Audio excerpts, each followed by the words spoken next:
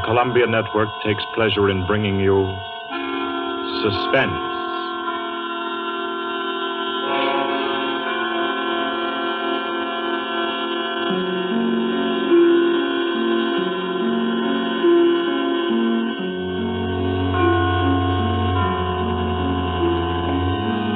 Suspense, Columbia's parade of outstanding thrillers, produced and directed by William Spear and scored by Bernard Herrmann. The notable melodramas from stage and screen, fiction and radio, presented each week to bring you to the edge of your chair, to keep you in suspense.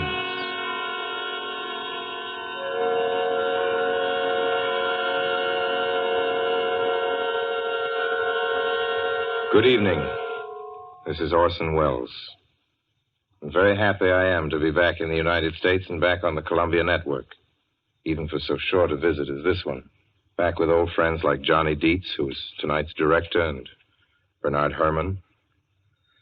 The Mercury Theater presented tonight's radio play for the first time last year. We came right out then and hailed it as a classic of the medium. Nobody argued the point. A lot of people asked us to do it again, so it's gratifying to get the chance now and to find a favorite of ours in this distinguished anthology of spook shows. Personally, I've never met anybody who didn't like a good ghost story, but I know a lot of people who think there are a lot of people who don't like a good ghost story. For the benefit of these, at least, I go on record at the outset of this evening's entertainment with the sober assurance that although blood may be curdled on this program, none will be spilt. There's no shooting, knifing, throttling, axing, or poisoning here. No clanking chains, no cobwebs, no bony and or hairy hands appearing from secret panels, or better yet, bedroom curtains. If it's any part of that dear old phosphorescent foolishness that people who don't like ghost stories don't like, then again, I promise you, we haven't got it. Not tonight. What we do have is a thriller. It's half as good as we think it is. You can call it a shocker. It's already been called a real Orson Welles story. Now, frankly, I don't know what this means. I've been on the air directing and acting in my own shows for quite a while now, and I don't suppose I've done more than half a dozen thrillers in all that time. Honestly, I don't think even that many, but it seems I do have a reputation for the uncanny. Quite possibly, a little escapade of mine involving a couple of planets, which shall be nameless, is responsible. Doesn't really matter. Don't think I disapprove of thrillers. I don't. A story doesn't have to appeal to the heart. It can also appeal to the spine. Sometimes you want your heart to be warmed, and sometimes you want your spine to tingle. The tingling, it's to be hoped, will be quite audible as you listen tonight to The Hitchhiker. That's the name of our story, The Hitchhiker.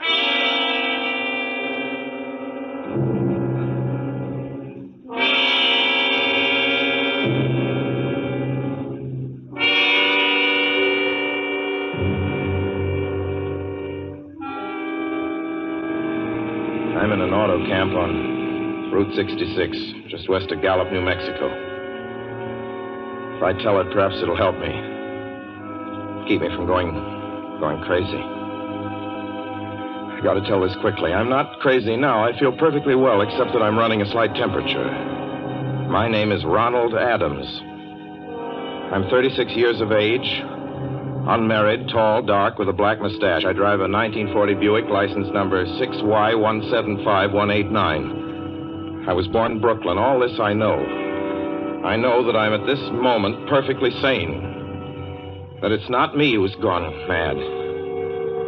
It's something else. Something utterly beyond my control.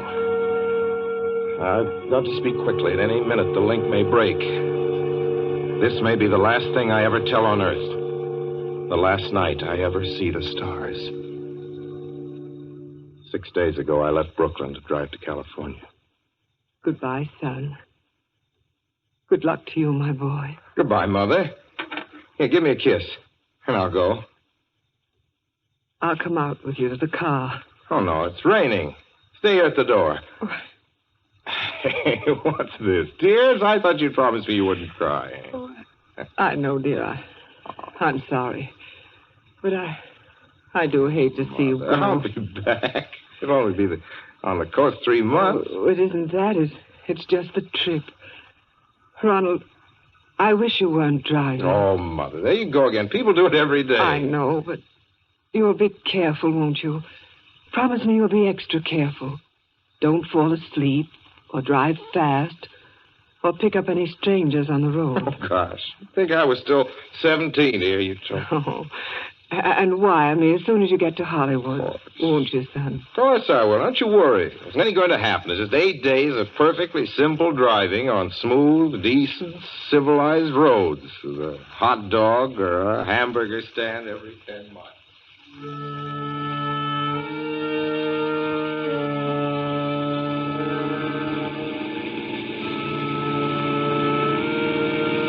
I was in fine spirits.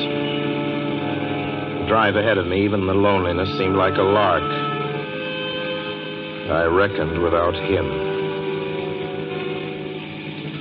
Crossing Brooklyn Bridge that morning in the rain, I saw a man leaning against the cables.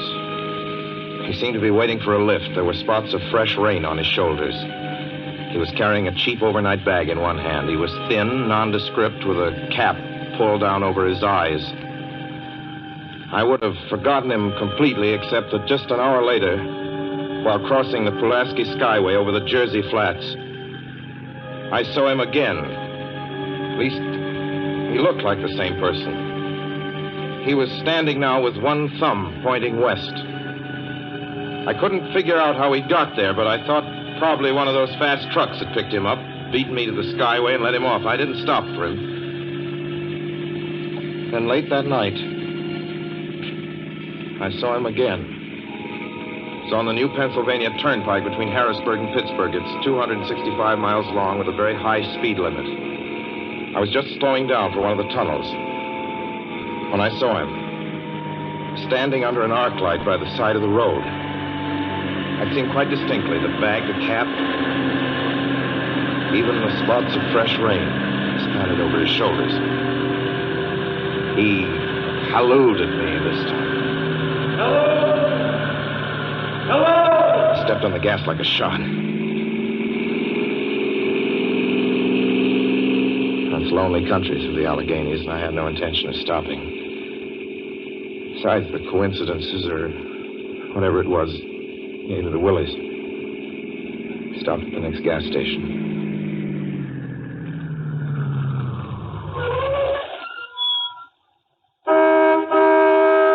Yes, sir.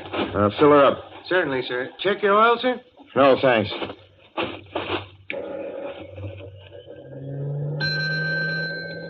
Nice night, isn't it? Yes. It hasn't been raining here recently, has it? Not a drop of rain all week. Oh? Oh, I suppose that doesn't done your business any harm. Oh, people drive through here all kinds of weather. Mostly business, you know. There aren't many pleasure cars out on the turnpike this season of the year. I suppose not. What about hitchhikers? Hitchhikers here? What's the matter? Don't you ever see any? Not much. If we did, it'd be a sight for sore eyes. Why? Oh, guy'd be a fool who started out to hitch rides on this road. Look at it. Then, you've never seen anybody? No. Maybe they get the lift before the turnpike starts. I mean, you know, just before the toll house. But then it'd be a mighty long ride. Most cars wouldn't want to pick up a guy for that long a ride. And you know, this is pretty lonesome country here. Mountains and woods. You ain't seen anybody like that, have you? No. Oh, no, not at all. I was just a technical question. I see. Well, that'll be just $1.49 with the tax. The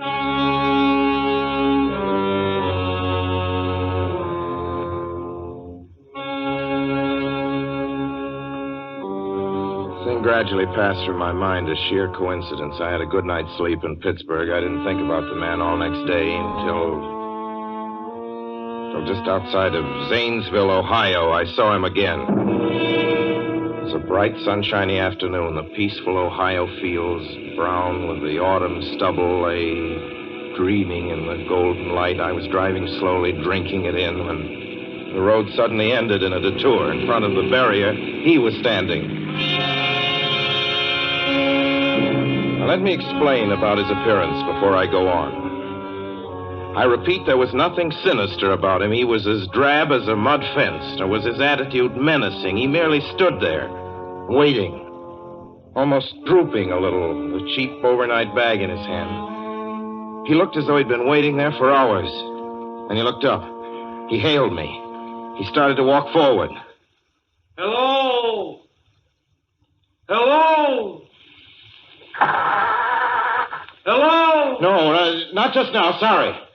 Going to California? No, not today. The other way, going to New York. Sorry.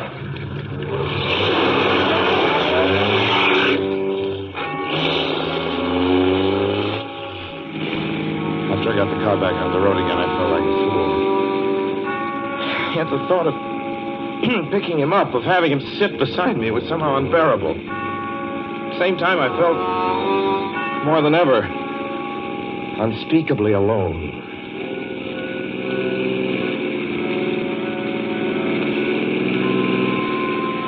Hour after hour went by. Fields, the towns ticked off one by one. The light changed. I knew now that I was going to see him again.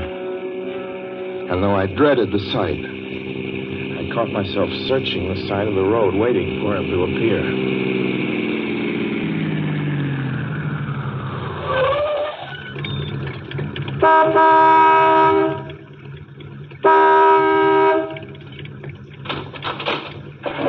Yeah, what is it? What do you want? Sell sandwiches and pop here, don't you? Yeah, we do in the daytime. But we're closed up now for the I night. know, but I was wondering if you could possibly have a cup of coffee, black coffee, just... No, not this time of night, mister. My wife's a cook. She's in bed. No, don't shut the door, please. Listen, just a minute ago... just a minute ago, there was a man standing here right beside the stand, a suspicious-looking man. I don't mean to disturb it. You see, I was driving along when I just happened to look, and there he was. How's he doing? Well, nothing. You've been taking a nip. That's what you've been doing. Now, on your way before I call out Sheriff Oates.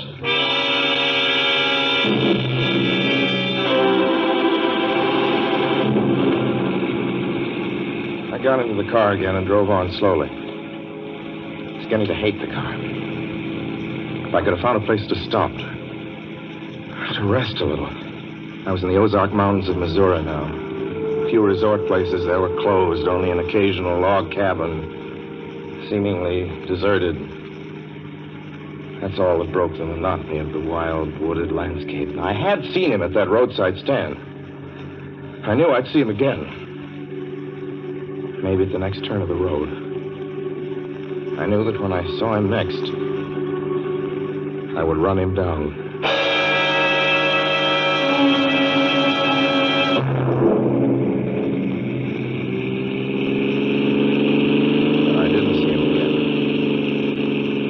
See him until late next afternoon.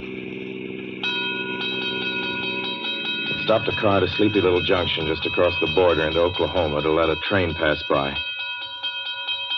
When he appeared across the tracks, leaning against a telephone pole. Perfectly airless, dry day. The red clay of Oklahoma was baking under the southwestern sun. Yet there were spots of fresh rain on his shoulders. I couldn't stand that. Without thinking, blindly, I started the car across the tracks. He didn't even look up at me. He was staring at the ground. I stepped on the gas hard, veering the wheel sharply toward him. I could hear the train in the distance now, but I didn't care. And something went wrong with the car. The train was coming closer. I could hear its bell ringing and the cry of its whistle. Still, he stood there. And now I knew that he was beckoning me to my death.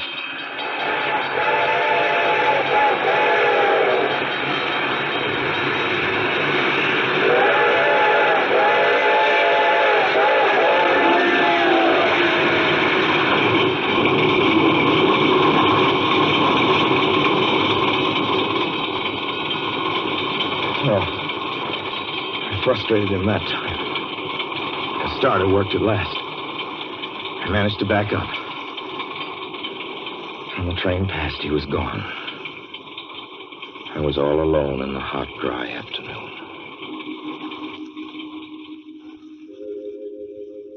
After that, I knew I had to do something.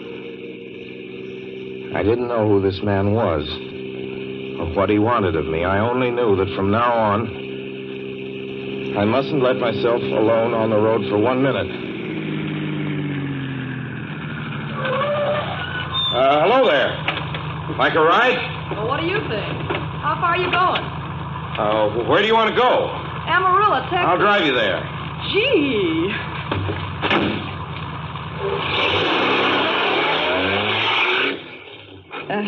You mind if I take off my shoes? My dogs are killing me. Go right ahead.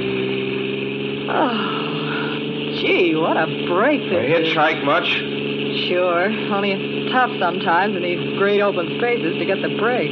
I should think it would be, though I'll bet you get a good pickup in a fast car. If you did, you could get places faster than, say, another person in another car, couldn't you? I don't get you. Well, take me, for instance. Suppose I'm driving across the country, say, at a nice, steady clip, about 45 miles an hour.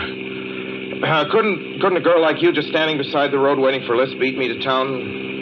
Or any town, provided she got picked up every time in a car doing from 65 to 70 miles an hour? I don't know. What difference does it make? Oh, no difference. It's just a crazy idea I had sitting here in the car. Imagine spending your time in a swell car thinking of things like that. What would you do instead? What would I do? If I was a good-looking fella like yourself, why, I just enjoy myself every minute of the time. I'd sit back and relax. And if I saw a good-looking girl along the side of the road, hey, look out! Did you see him? See who? A man standing beside the barbed wire fence. I didn't see anybody. It wasn't nothing but a bunch of cows and a wire fence.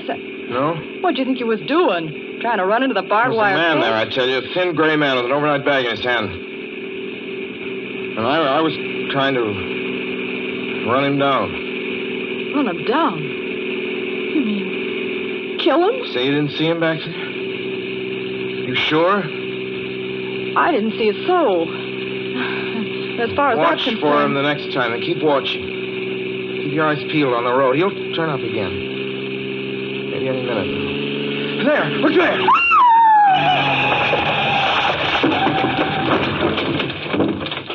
How does this door work? I'm getting out of See here. him that time? No, I didn't see him that time. And personally, mister, I don't expect never to see him. All I want to do is go on living. I don't see how I will very long, driving with you. Oh, I'm sorry.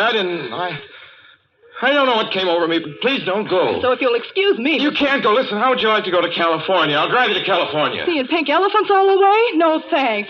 Thanks just the same. Listen, please, just 1 minute, please. You know what I think you need, big boy? Not a girlfriend. Just a good dose of sweet... Please. There. I got it now. No, you can't go. Please. Leave your hands off me. Do you hear? Leave your hands off...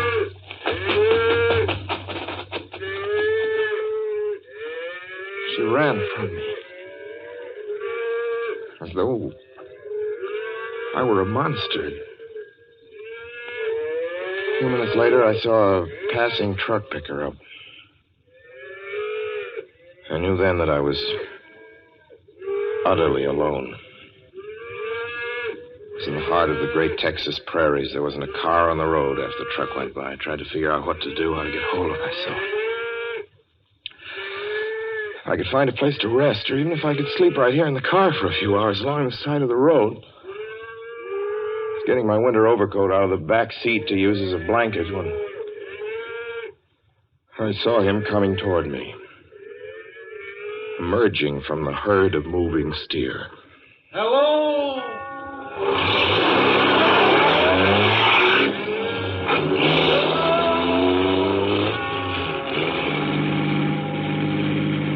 Maybe I should have spoken to him then. Fought it out then and there. For now, he began to be everywhere.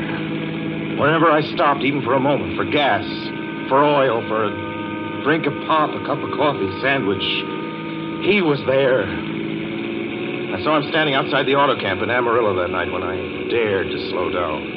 I was sitting near the drinking fountain of a little camping spot just inside the border of New Mexico.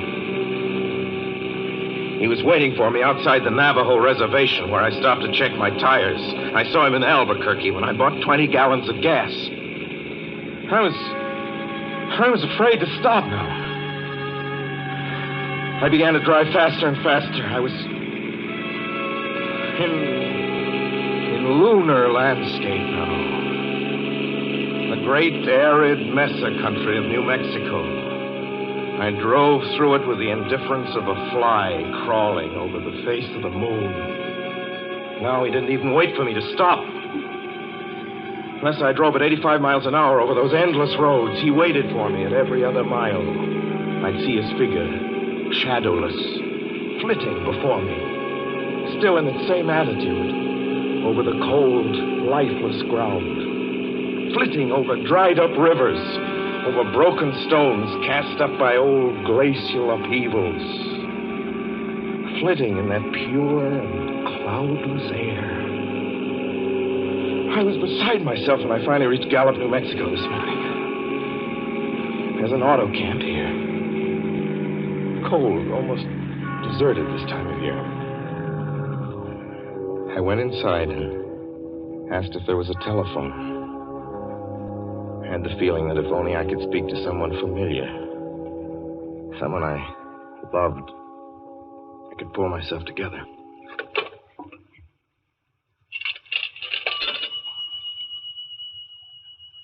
Your call, please. Long distance. Long distance, certainly. This is long distance. I'd like to put in a call to my home in Brooklyn, New York.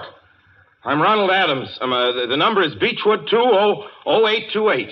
Certainly. I will try to get it for you. Albuquerque. New York for Gallup. New York.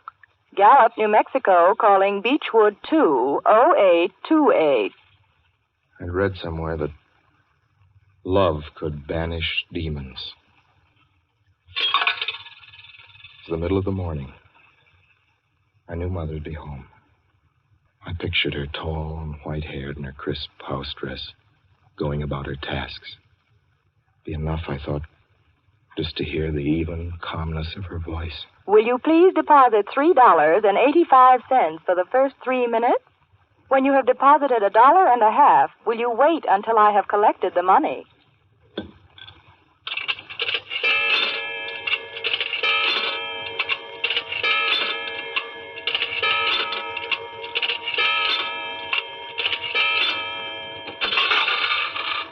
All right, deposit another $1.50.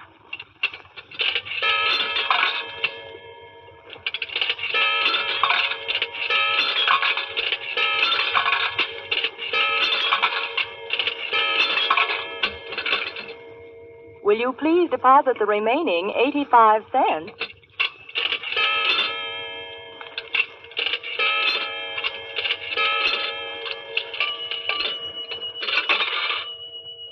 Ready with Brooklyn. Go ahead, please. Hello? Mrs. Adams' residence. Hello, Mother? This is Mrs. Adams' residence. Who is it you wish to speak to, please? What? Oh, who's this? This is Mrs. Whinney. Mrs. Whinney? I don't know any Mrs. Whinney. Is this Beechwood 20828? Yes? Where's my mother? Where's Mrs. Adams? Mrs. Adams is not at home. She's still in the hospital. The hospital? Yes. Who is this calling, please? Is it a member of the family? Well, what's she in the hospital for? She's been prostrated for 5 days. Nervous breakdown. But who is this Nervous calling? breakdown? Well, my mother never was nervous. It's all taken place since the death of her oldest son, Ronald.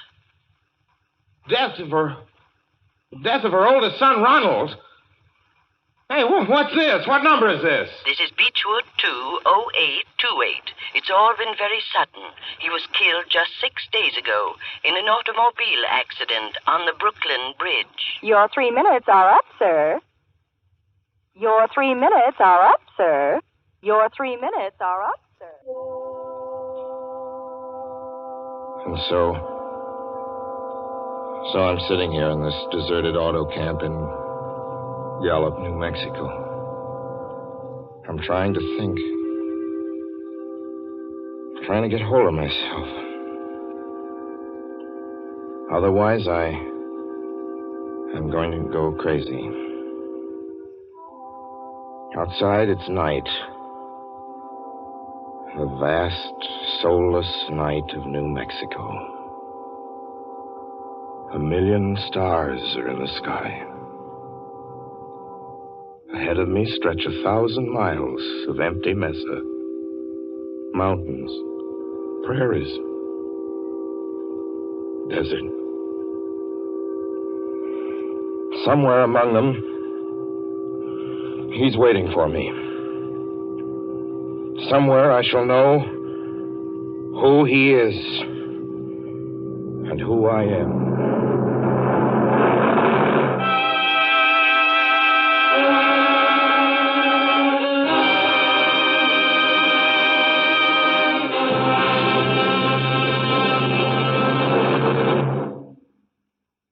So ends The Hitchhiker, and to Orson Welles our considerable thanks for his playing of the title role.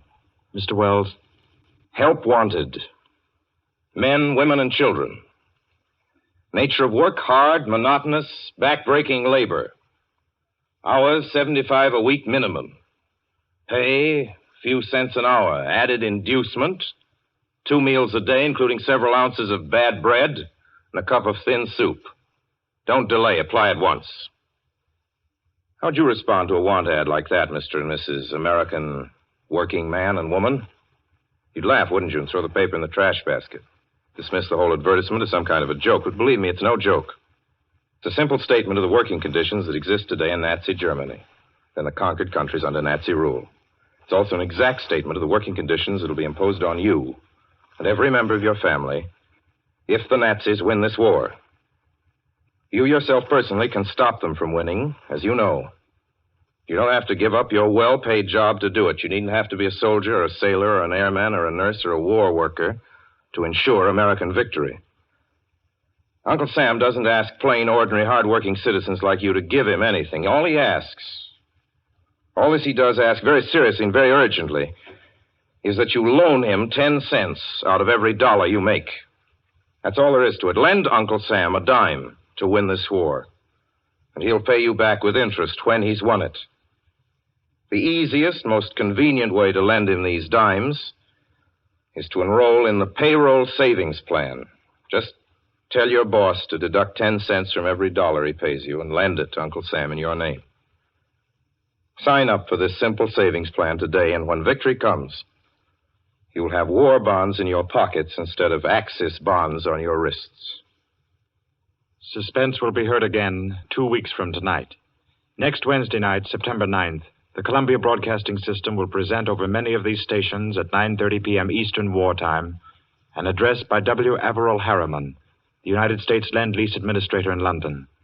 Mr. Harriman, as the personal representative of the President of the United States, attended the Moscow conferences between Winston Churchill and Joseph Stalin. Next Wednesday's broadcast will be Mr. Harriman's first public address since his return to this country. Suspense is produced and directed by William Spear. John Dietz was our guest director this evening.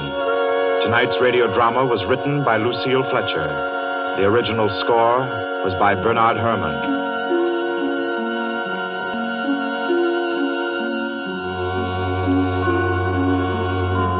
This is the Columbia Broadcasting System.